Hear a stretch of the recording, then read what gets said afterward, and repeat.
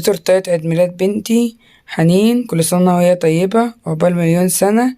هي كملت في 1/1/2023 13 سنة. السلام عليكم ورحمة الله وبركاته. اللهم صل وسلم وبارك على سيدنا محمد وعلى أهله وصحبه أجمعين.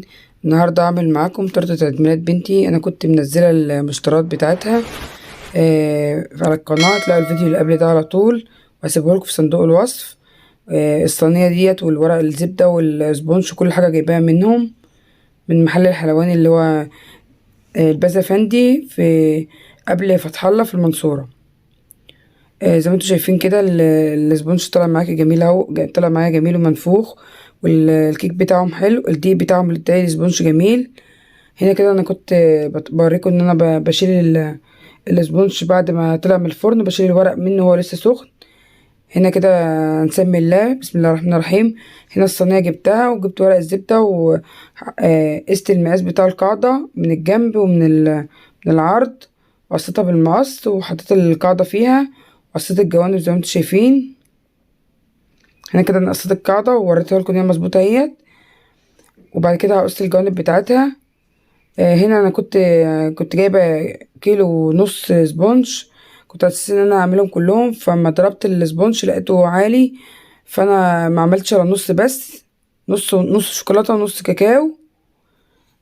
فمعايا لسه ربع وربع، هبقى اعمل لكم في تورتايه تانية ان شاء الله. هنا بوريكم ان انا قصيت الجنبين. هنا بحط معلقه زيت بفرش سيليكون واحطها في الصينيه كلها زي ما انتوا شايفين كده، واحط الورق الزبده هيلزق فيها، وفي نفس الوقت ان هو ما يخليش كيكه تلزق. انا عملت الجوانب كلها الاربع جوانب اهوت وحطيتها، وكنت رافعه ورق الزبده. هنا السبونج معايا لكل نص كيلو 6 بيضات، يعني 6 بيضات متوسطين زي ما انتوا شايفين، وعليهم نص كوبايه ميه، حوالي 125 جرام ميه، ومعلقه محسن جل، معلقه شاي، ونص معلقه فانيليا. هنا كده انا حطيت الفانيليا على البيض بس، على 6 بيضات، ويا دوبك هكسرهم بس بالمضرب. وهنا احط عليهم نص كوبايه ميه، وزي ما انتوا شايفين احط عليهم معلقه محسن جل، معلقه مليانه اهي زي ما انتوا شايفين اهيت.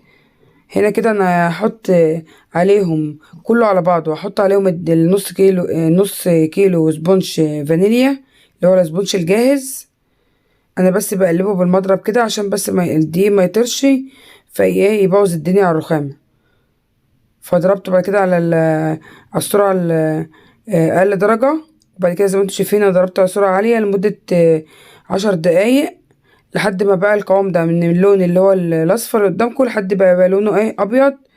وشايفين زي كريم، اكنك بتضربي كريم شانتيه بالظبط، بيبقى التقل بتاعه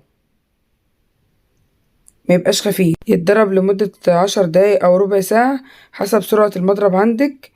وانا زي ما انتوا شايفين انا مش ضرباه بعجان ولا حاجة. هنا كده انا بجيب اسباتيولا وبطلع بقلبه من فوق لتحت عشان بس لو في دقيق ولا حاجة يبقى اتقلب كويس قبل ما احطه في الصينية. هنا بوريك القوام بتاعه عامل ازاي اهوت بالمعلقه الاسباتيولا عشان تبقى عارفه ان هو لازم يبقى قوامه تقيل كده. هنا كده بحطه في الصينيه على جنب اهوت، وما تخافيش ان هو ما تعملي مثلا السبونج الشوكولاته ان هو يعني يبقى يسيح في الصينيه كلها، لا بيبقى في المكان نفسه هو. هنا كده هنسمي الله ونحط 6 بيضات كمان عشان السبونج الكاكاو. هنا كده طبعا انا ببقى غاسله البيض، انا لما بشيل قشره البيض انا بشيلها بالبيض، انا ببقى غاسلاه وعيناه في التلاجة مغسول. طبعا لما تعملي التورتيه لبنتك او لابنك في البيت بتبقى اوفر انضف، ان انتي مثلا حتى عارفه انت حاطه فيها ايه. هنا كده انا حطيت 6 بيضات وعليهم معلقه فانيليا، نص معلقه فانيليا. معلقه فانيليا اللي هي المعلقه الصغيره، بتبقى مش معلقه سايحه طبعا، فهي تعتبر زي نص المعلقه. وحطيت عليهم نص كوبايه ميه ودوبك بس كسرت البيض بس. وبعد كده هحط عليهم معلقه محسن جل صغيره من معلقه الشاي. وهنا كده الدقيق انا بنخله بالمنخل عشان لو في تكتلات او حاجه او رطوبه يبقى ينفش معايا. هنا كده بقلب بردك بالمضرب كده بايدي بس من غير ما اشغله عشان بس ما يطرش الدقيق زي ما انتوا شايفين. يعني انا قلبته ولسه برضك بيطر حاجه بسيطه، فعشان ما يبوظلكيش الدنيا، وفي نفس الوقت المقادير بتاعتك متبقاش تنقص منها حاجه. هنا كده شايفين لون الكاكاو عامل ازاي. هيفتح معايا. هنا طبعا انا جبت الاسباتيولا وقمت جايبه الجوانب في الاول وقمت مكمله ضرب. اشوف لو في الجوانب غامقه، وهنا اللي اتضرب بقى في افتح، فكل ما تضربي فيها يبقى لونه افتح. هنا بوريكم الاسباتيولا لونها اغمق من الاسبونج بعد ما ضربته. هنا بكمل معاه ضرب لمدة 10 دقايق. هنا كده خلاص ما شاء الله، كده خلاص خلص. كده بقلب بس بردك بالاسباتيولا من فوق لتحت عشان تبقى القوام بتاع يعني لو في دقيق تحت ولا حاجة ما يبقاش في مكان فيه دقيق ما تقلبش. فكده انا بقلبه مع بعضه واحطها في الصينية زي ما انتوا شايفين في الجنب التاني، واحاول اسويهم بالاسباتيولا او بالمشط اللي انا جايباه ده. زي ما انتوا شايفين انا جايبه مشط اظبط بالابيض اللي هو الابيض والشوكولاته. وحتى لو اتقلبوا مع بعض ما تخافيش. هنا بوريكم ان في الجوانب لسه ما نزلتش، بحاول انزلها في كل الجوانب عشان بس ما تبقاش في مفرغه. هنا كده انا سويتها اهو زي ما انتوا شايفين اهوت.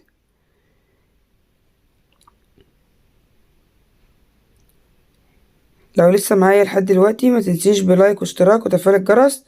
هنا كده بخبطها خبطتين على الرخامه وبحطها في الفرن على درجة حرارة 165 زي ما انتوا شايفين اهيت. طبعا حرارة كل فرن. هنا كده طلعت ما شاء الله جميلة اهيت.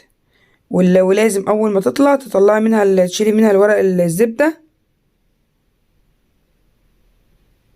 هي قعدت لها بتاع ساعة الا ربع في الفرن، وحسب كل فرن. انا عندي الفرن بتاعي بمروحة، كنت مشغلة المروحة ومشغلة الفرن بس ما شغلتش الشواية. هنا بغطيها وبحطها لتاني يوم عشان تاني يوم هزوقها. هنا كده انا بوريكم اهيت بعد ما طلعت بقى من التلاجة تاني يوم. بقلبها معاكم اهوت. بشيل القشرة بقى من تحت، هي نصها بس اللي اتشال ونصها التاني لأ. فانا بجيب السكينة اللي هي المنشار ديت بطلع بيها. ولو سكينة بردك رفيعة انا هوريكم بردك ان انا طلعت بسكينة رفيعة الجوانب اللي هي الصغيرة ديت. القشرة بتاعت الاسبونج لازم تتشال لان هي دي اللي بقى فيها زفارة البيض. بس انا الحمد لله الاسبونج مش طالع معايا اصلا زفر، لان الفانيليا كانت حلوه والاسبونج بتاعهم كمان حلو، فمطلع ريحتها حلوه جدا. هنا كده انا بوريكم ان انا بسويها اهيت. هنا لو هتعملي في الصينيه ديت كيلو سبونج ما تحطيش ورق زبده في الجوانب. لو هتحطي كيلو ونص حطي ورق سبونج ورق زبده في الجوانب هيبقى عشان هتعلى معاكي. هنا انا هعمل معاكم كريم شانتيه. هنا 5 كوبايات كريم شانتيه خام، ده عبارة عن نص كيلو كريم شانتيه. انا هم 4 كوبايات وانا كان عندي كريم شانتيه زيادة فانا زودته عليه، يبقى كده ال5 اهيت. هحط عليهم 5 معالق من معلقة الاكل كريم باستري، ده اللي بيخلي قوام الكريمة معاكي متماسك. واحط عليهم 1.5 كوباية سكر. هنا بقلبهم بعض اهو، 1.5 كوباية سكر. 1.5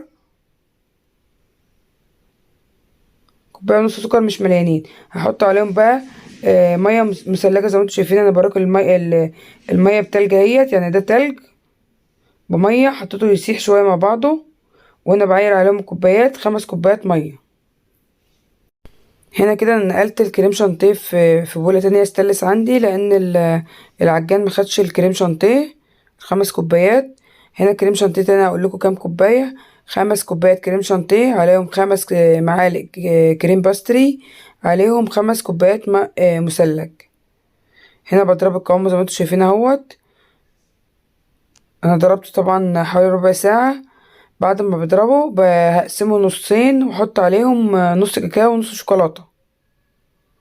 هنا بوريك الكاكاو المضرب اهوت ان هو بيعمل الحته اللي هي نازله دي ان هي ما تنزلش معاك الكريم شانتيه كده يبقى مظبوط معاكي. هنا ما كانش عندي كاكاو خام فحطيت علبه الكاكاو ديت. لو عندي كاكاو خام هتاخدي منه معلقتين 2. هنا كده قسمت نصه حطيته في العجان في حاله العجان، وهضربه كده مع بعض لحد ما يتجانس مع بعضه كده زي ما انتوا شايفين اهوت. دي بقى الكريم شانتيه اللي هو الشوكولاته. ان شاء الله هنزل لكم الفيديو التاني تزويق التورته باذن الله، وهحط لكم في صندوق الوصف المشتريات اللي انا كنت اشتريتها، مشتريات التورته. ولو عجبك الفيديو ما تنسيش باشتراك وتفعيل الجرس. والسلام عليكم ورحمه الله وبركاته.